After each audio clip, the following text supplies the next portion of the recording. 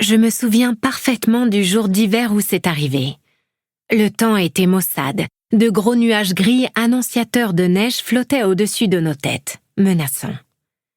La brise printanière mordait ma peau, malgré les couches de fourrure qui la recouvraient. Mes mains étaient gelées. Je me rappelle que mes doigts ne parvenaient plus à tenir correctement le linge que je lavais dans la rivière, en compagnie des autres filles. Nous y étions depuis au moins 2 heures, et la pile ne semblait jamais rapetisser. Je détestais les jours de lessive. Mes yeux ne reposaient ni sur mes phalanges rougies par l'eau glaciale, ni sur les bulles produites par notre savon artisanal. Non. Ils rôdaient à la surface de la rivière grise, tumultueuse. Ils n'étaient jamais fixés sur les tâches qu'on me demandait d'accomplir. Dotés de leur volonté propre, ils bondissaient de rocher en rocher, de vague en vague, buvaient la moindre trace d'écume, le plus petit détail inhabituel dans le paysage de ma vie. Plus libre que je ne le serais jamais. « Tu rêvasses encore ?» m'admonesta Cybèle en me jetant un coup d'œil amusé. Je ne rêvassais pas, non. Je dévorais le décor. Je cherchais quelque chose, même si je ne savais toujours pas quoi, au bout de mes 10 longues années de vie. Ton père va encore te filer une rouste s'il reste des taches sur le tissu, poursuivit-elle plus inquiète. Elle avait raison. Cybèle était ma meilleure amie.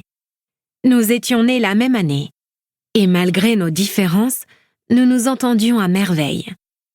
Elle, toujours sage et modérée, concentrée, habile, patiente, la parfaite petite Ziane. Et moi, tout le contraire. Pas étonnant que je sois une habituée des raclées. Cependant, et contrairement à ce que mon père prétendait, je ne le faisais pas exprès. Je voulais ressembler à Cybèle, mais j'avais beau y mettre toute mon âme, je n'étais qu'une pâle imitation. À 10 ans, une fillette Ziane devait déjà savoir accomplir la plupart des tâches qui incombaient aux femmes.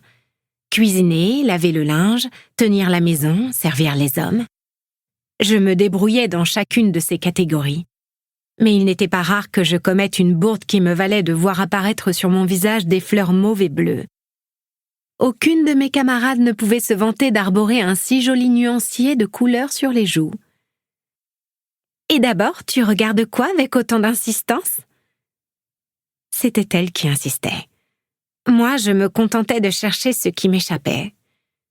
Je n'eus pas l'occasion de répondre. Mon regard vagabond capta une petite explosion de couleurs dans le gris triste du torrent, ce détail qui n'appartenait pas à mon monde, celui que j'avais cherché toute ma vie. Je me redressais et plissais les paupières, avant de les rouvrir en grand. Je délaissais mon drap qui se mit à dériver lentement dans le courant et détalait comme un lapin. Cybèle poussa une exclamation surprise, mais les autres filles ne me prêtèrent guère attention, habituées à mes frasques. Mes oreilles décidèrent de suivre l'exemple de mes yeux. Elles ignorèrent les appels répétés de mon amie, ainsi que ses mises en garde.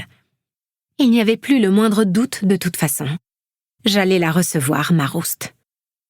À l'heure actuelle, pourtant, la perspective me laissait de marbre. Seule comptait la forme colorée emportée par le dieu en colère que je tentais laborieusement de suivre.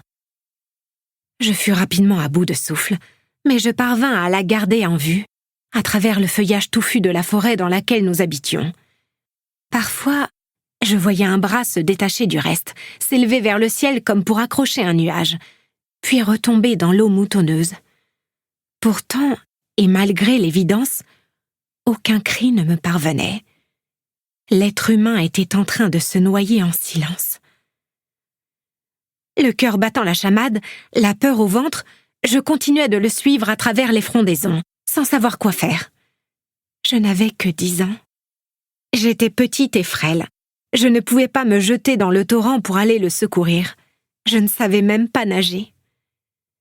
Je freinai soudain des 4 fers, quand il apparut dans une trouée. Par miracle, un arbre récemment tombé dans le cours d'eau avait ralenti son avancée. Il s'accrochait à l'une des branches comme un perdu, sans pour autant chercher à se hisser sur la berge. Il était à bout de force, cela était évident, même pour une fillette comme moi. Je m'allongeai à plat ventre sur le sol mousseux Étant Pour continuer à écouter ce livre audio gratuitement, cliquez sur le lien dans la description et vous pourrez l'écouter en entier sans frais grâce à l'essai de 30 jours d'Audible.